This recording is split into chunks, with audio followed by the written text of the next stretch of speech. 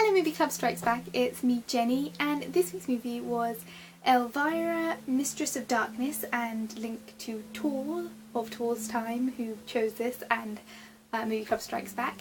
And my quick review for this is, I enjoyed it, but I don't really know what to say about it. It's very hard to define this film. If you're going just basically from how it looks and how it feels very, very 80s in terms of costumes and design and a lot of the themes, hair especially.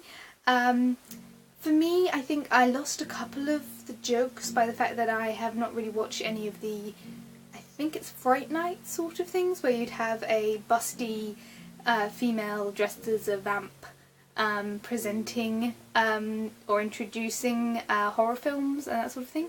I haven't really watched any of that sort of thing, so I lost a step in terms of the intro to this, which is, you know, because the character of Elvira is, it turns out, mystical, but she has a role as a vamp. So it's a very interesting, complicated character, but I think I missed that step because I didn't really understand the genre that she comes from. That being said, I did really like her character. I like that she's a very complex woman, that she's obviously blessed with certain assets, very large assets, and particularly in the last scene, she knows how to handle said assets in ways that I've never seen before. But she's still got a very grounded personality. She, you know, speaks in a very normal way, in a very kind of almost childlike way in some points. I can't say it's the best acting in the world. It's very broad. There's a lot of breaking the fourth wall and just talking directly at the camera, and a lot of, you know, I'm gonna mug at the camera and boobs, and that's gonna be a lot of the acting behind it. But I think the character itself is so broad that that doesn't really matter. She's a really interesting character in that it's kind of a very modern version of feminism, because she does dress how she likes, and there are some very obvious shots of just her cleavage, but it feels like the character owns her body, and she owns what she has, and it's not the director just looking at her boobs for the sake of her being an object. It feels almost like she would have directed it. If she had a choice, she would have said, hey, this is what I got. I'm happy with what I've got. Enjoy. It feels like that character is very in control of her sexuality, very in control of what she wants to do with her life. She has her goals, and in the end she achieves her goals. And any characters that tell her she should act otherwise, in the end are very, very wrong and get their comeuppance.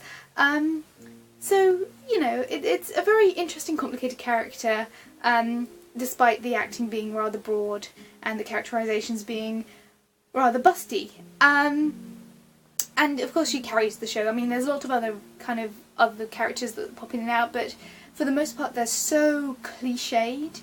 There's the love interest, there's the teenagers who are completely besotted with her, there's the small town bigots, basically. And you can read pretty much all the characters. In fact, the only character that's a surprise is Elvira herself, because she's got so many different layers to her, and she's not what she seems on the surface, and she owns what she is on the surface. And I like the mystical element that comes in as well, because it could very much live in just literally a perception film, and then they add the fantasy element, and it kind of completes the story and makes it very silly, very over the top. I don't know whether or not I can recommend this. I don't know whether or not I can definitely say I enjoyed this. There was definitely laugh out loud moments for me. If you like cleavage, watch this, because you will be very, very entertained. Although there's not that much variety in cleavage, there is a lot of one set of cleavage, and they're very, very impressive. And particularly in the last sequence, there is some very impressive movement. And yeah, I don't really know what to say about this. It's very entertaining, it's very silly, it's very fun. I would definitely recommend, though, watching it with friends, with a very open mind, and, you know, possibly alcohol if you are of legal drinking age, and drink sensibly, kids. Yes, and that's about it. I think next week's pick is Liam, link somewhere on screen, and I can't remember what he chose. I'm sorry, Liam, I'll put it on screen. And So I did. Feel free to comment down below and do all the things you do. Hello to the new subscribers. I've got a couple more subscribers, so hello guys, it's lovely to have you here. Feel free to comment. I try and reply to as many comments as I possibly can. And thank you so much for the feedback so far on VEDA. I'm possibly going to run into difficulties keeping up with it in the next few days, but I will try my bestest. Even if I perhaps don't get one up every single day, I will do a number of videos for the number of days this month. So even if they all come out in one big block, I promise I will do the right number of videos, and there might be a couple of days without. But that's just making the best of the fact that I won't have internet for a few days. Anyway, I've talked way too much. I hope you enjoyed / found something useful, and I've already said the wrap up, so I'll see you guys next week. Bye guys.